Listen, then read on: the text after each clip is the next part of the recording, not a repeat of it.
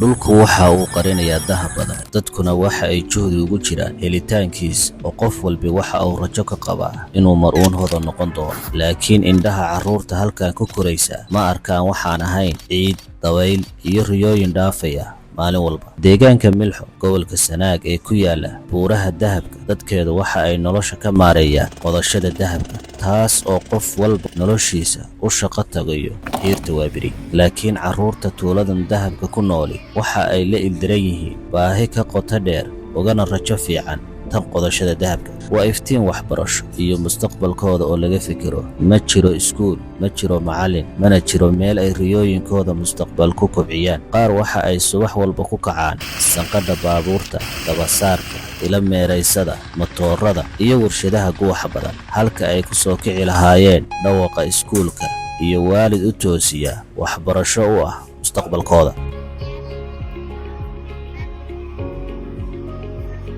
iskool ma laha meel waxbarasho, marka waxay u baahan yihiin bees waxbarasho in loo bilaabo oo nidaamsan, mana laha.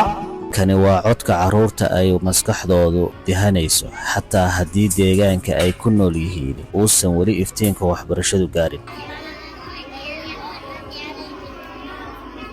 halkani waa malcaamad ay quraanka kariimka ah ku dheegtaan arday yari, waana meesha keliya oo ay ka helaan waxbarashada diiniga, balse u baahan in la helo iskuul iyo waxbarashadii quraanka barbar socon lahayd.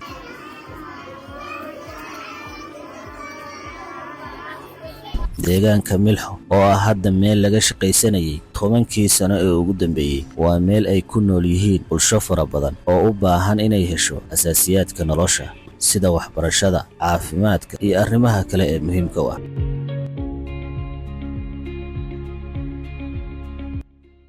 hadda waxa ay naawilayaan iyaga oo codkooda kor u dheereynaya inay helaan iskuul iyo waxbarasho asaasi u ah. عرفتان؟ كيف لقى دسو؟ دمانتين مياه؟ يلا يقبضوا. برشلونة متعشين.